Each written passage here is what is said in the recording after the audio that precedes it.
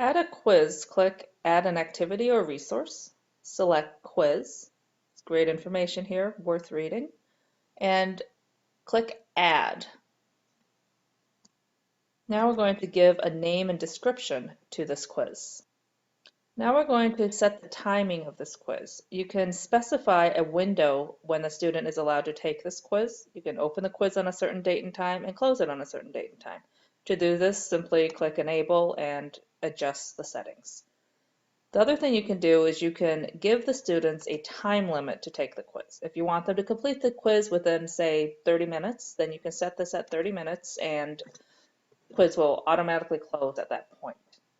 You also have 3 choices as to what to do when the time expires, and you can give them a submission grace period if you'd like to.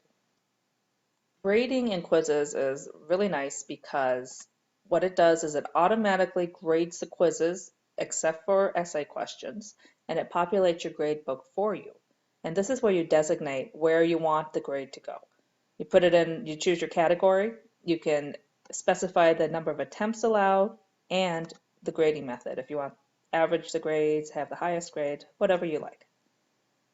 The layout is the part where you decide what you want the questions to look like. If you want them to be shuffled randomly or if you want them to be in the order that you set them. You can also decide how many questions you want on each page. Now we look at question behavior. You can, if you have a multi-part question, you can choose whether you want the questions, the parts of the questions to be shuffled each time the student attempts a quiz. You can also decide how you want the questions to behave, and that do you want a student to answer one question, get feedback on that question before they move back, or do you want all the questions out at the same time and then get feedback afterwards? If you put this, depending on how you set this, the review options will change. And you can also set whether each attempt builds on the last. For more information on any of this, remember you just click your question mark and you will get a nice little pop-up that will give you a very nice, short, simple explanation. Now we're going to look at the review options. The review options are nice because this is the feedback a student gets. You get to choose if you want the feedback to be during, immediately after, later while the quiz is open, or after the quiz is closed. And you can specify what kind of feedback you want them to get as well.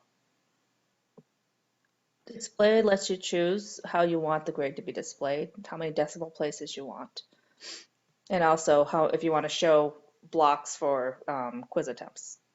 The extra restrictions on attempts, if you want to require a password, you can do that. You also have an overall feedback, which tells what the grade boundary is. And lastly is your common module setting, which you can just ignore for now.